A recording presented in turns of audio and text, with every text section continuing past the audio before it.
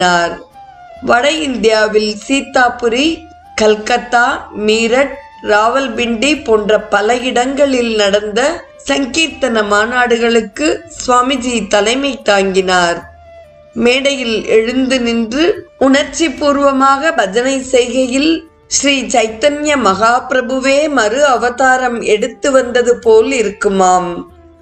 ஆங்கிலம் கற்ற ஒரு மகாத்மா தன்னை மறந்து பஜனை செய்ததை பார்த்த நாஸ்திகத்தில் ஊறிய இளைஞர்கள் கூட அவருடன் சேர்ந்து பாடத் தலைப்பட்டனர்.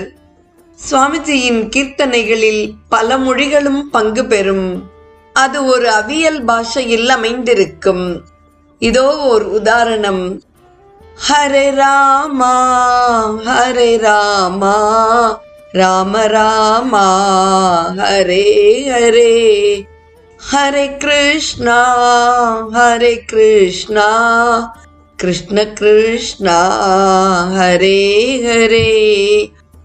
Is there not a nobler mission than eating, drinking and sleeping? It is difficult to get a human birth, therefore try your best to realize in this birth என்பதாக அமைந்துள்ளது.